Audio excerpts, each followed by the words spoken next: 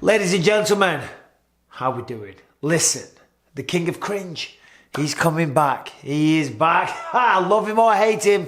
The little Henry Cejudo, the little ankle biter, the King of Cringe, the Triple C is coming back, and he's talking about becoming the Quadruple C.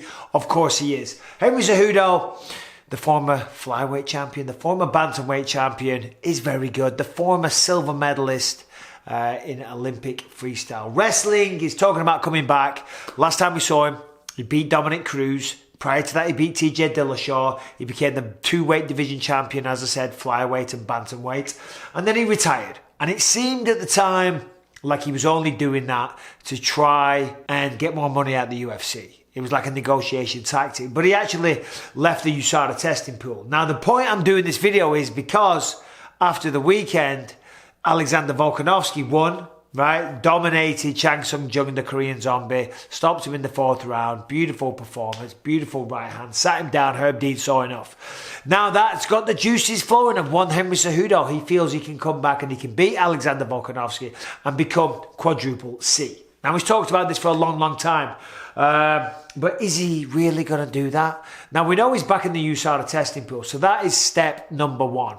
Because anytime somebody's retired, but they're not in the USADA testing pool, and they're talking shit, I don't like that. Like, I often get asked all the time in interviews, how would a fight with me and Izzy go down? And I always say, that's not fair of me to answer. Of course I'm going to say I think I can win. I'm a fighter.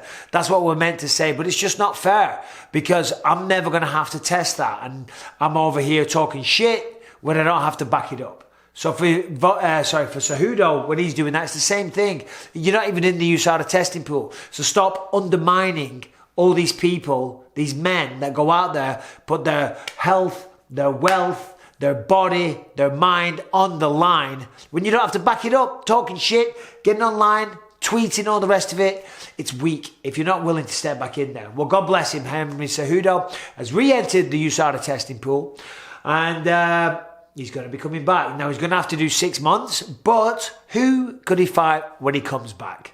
So obviously the big one is the Quadruple C, right? Fighting Alexander Volkanovski. I don't know if that's a good idea. That would be the immediate thought, right? He comes back, he fights Volkanovski for the belt and becomes this legendary figure, never seen before, Quadruple C, blah, blah, blah, blah, blah. Yes, great, dream big. The problem is, you aren't big. Okay, you're not big enough to fight Alexander Volkanovski. I don't believe so. You're a 125er for a reason. You became the champion there. You stepped up to 135. That's only a £10 increase. Stepping up to 45, right? That's a £20 increase. When you're a shorter guy, that's a large percent of your body weight. And we saw a picture of him recently looking a little chubby, a little out of shape. You know what I mean? Yes, he could get heavy. He could probably get up to 160. Who knows, even heavier.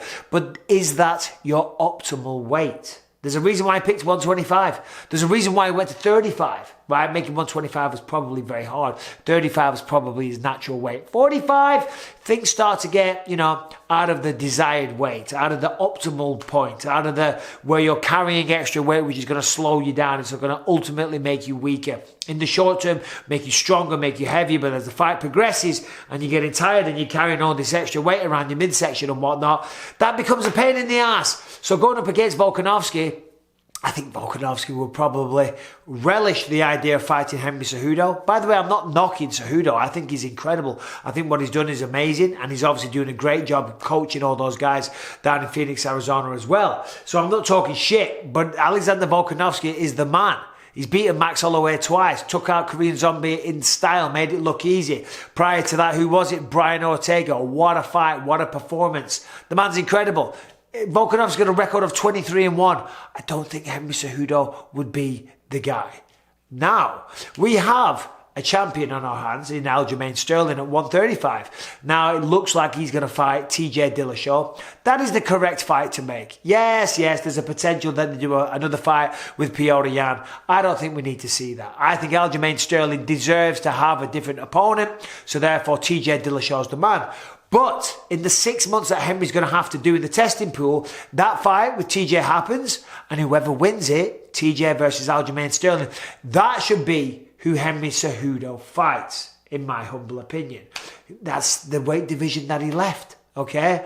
Dominic Cruz probably wants a rematch. Remember, he said Keith Peterson smelled of alcohol and cigarettes. Come on, Cruz. Come on, come on. Who else? 125, Davison Figueiredo. He's the champ. He's the champ right now. That would be a great fight. I would love to see that one. Henry Cejudo would have to make 125 again, though, so that's probably off the table. So, yeah, Davison Figueiredo will be one. Alexander Volkanovski will be another that I wouldn't suggest. The winner of Aljamain and TJ Dillashaw, that would be another one. And there's some other fun fights for him out there as well. But Henry Cejudo, it's nice to see him back in the testing pool. You know, I like seeing guys retire when they're on top because that takes a lot of balls, a lot of courage to do.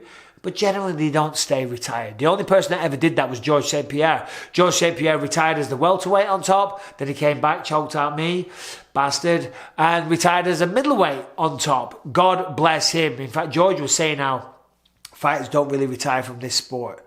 The sport retires them. And he's right to a certain degree. So Cejudo's coming back. He's going to make a run for it. And it's going to be very, very interesting to see who he fights. It's going to be the winner of Aljamain Sterling, but I do like it. You know, the King of Cringe, all that stuff, the marketing, that's what he's doing.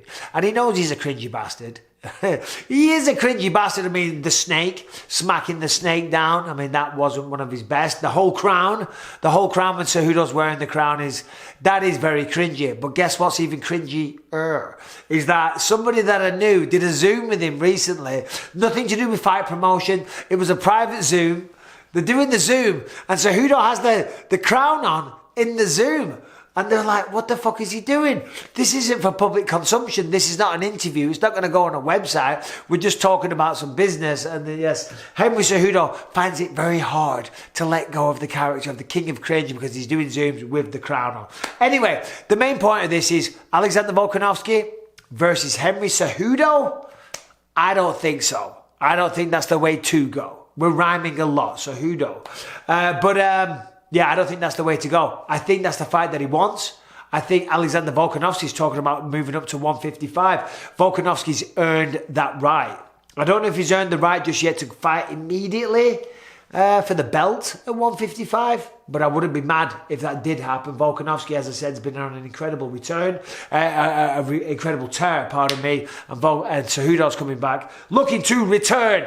There it is. That's why I said return. Anyway, I hope you're all well. Give me some suggestions in the comments down below for the type of videos that you want to see.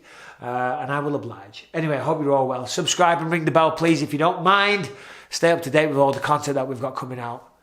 Take care. Have a good day.